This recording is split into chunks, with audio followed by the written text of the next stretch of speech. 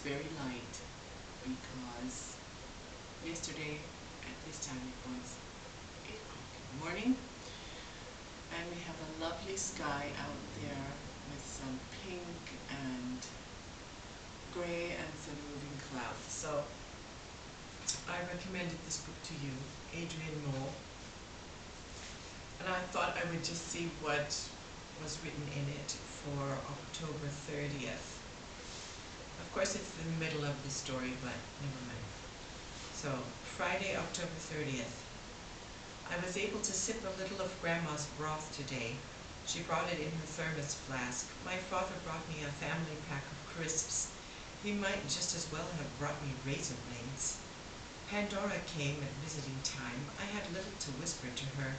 Conversation palls when one is hovering between life and death. He's in the hospital for something.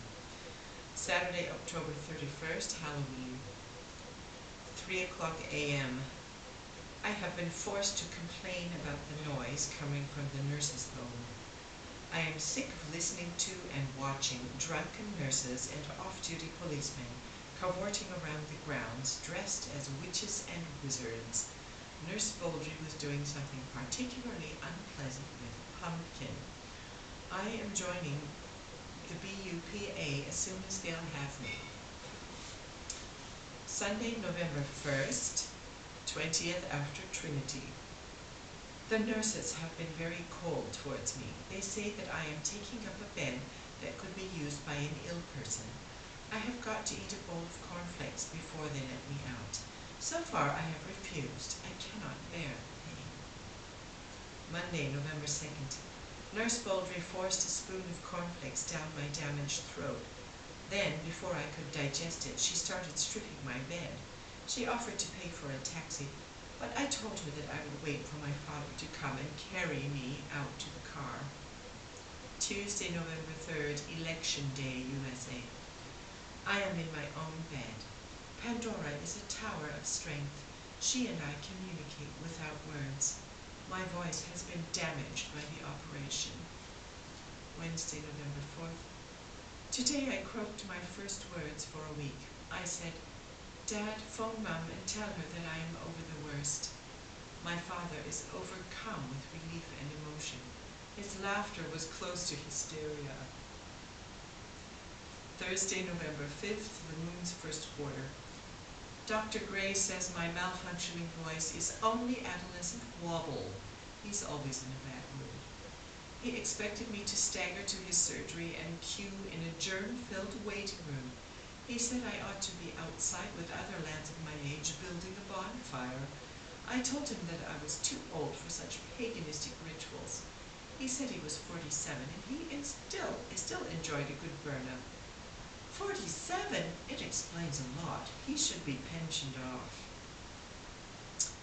That's referring to Guy Fawkes Day, which is of course a holiday in the UK. So we are nearing the end of our mega marathon. I must admit that yesterday, 9 in the morning, seems very distant to me at this point. I am working backwards. Tribute to Helen Doron. We are at EFAC. And we don't really have too many stories in EFAC, so I've chosen the little sketch where Kanki talks about what she likes and doesn't like.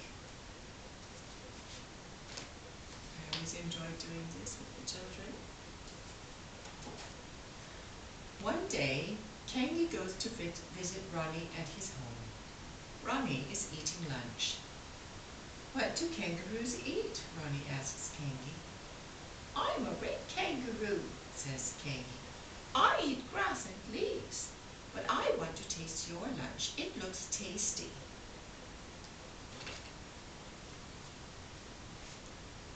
"That's a lemon," says Ronnie.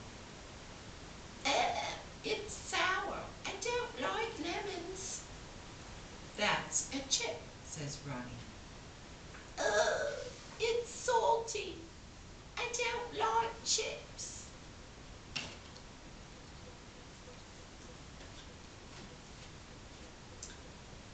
That's mustard, says Ronnie. Ugh, it's hot. I don't like mustard. The rice is curried, says Ronnie. Ugh, it's spicy. I don't like spicy food.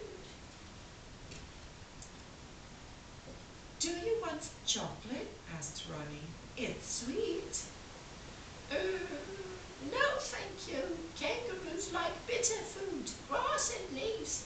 Excuse me while I help myself. Kanky jumps out into the garden and eats and eats and eats. Mmm. Please excuse my Australian, it's not quite up to speed.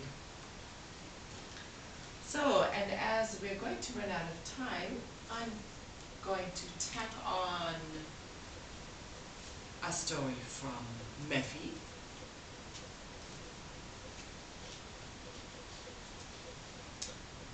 Freddie the young frog goes to the fun fair. He sees a puppet show. He likes the puppet show and claps his hands in applause. He takes a ride on the merry-go-round. He is quite dizzy. I'm feeling quite dizzy at this point also. Then Freddie Frog stubs his toe. Oh, oh, oh. The kids always love that part. So Freddie swims back to his mummy frog in the lake. She kisses the toe and it feels better. Countdown to Effie. This is Paul. This is his mum. Paul is looking for his dog, Bonita. Mommy, Mommy, says Paul. Bonita is gone. Where could she be? Asks Mommy. Is she under the table? Asks Mommy. No, she's not under the table, replies Paul. Is she in the box? Asks Mommy. No, she's not in the box, replies Paul. At this time, the kids are always showing you where the dog is.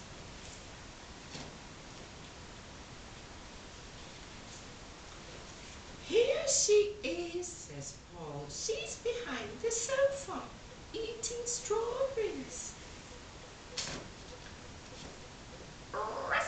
I love eating strawberries, says Bonita.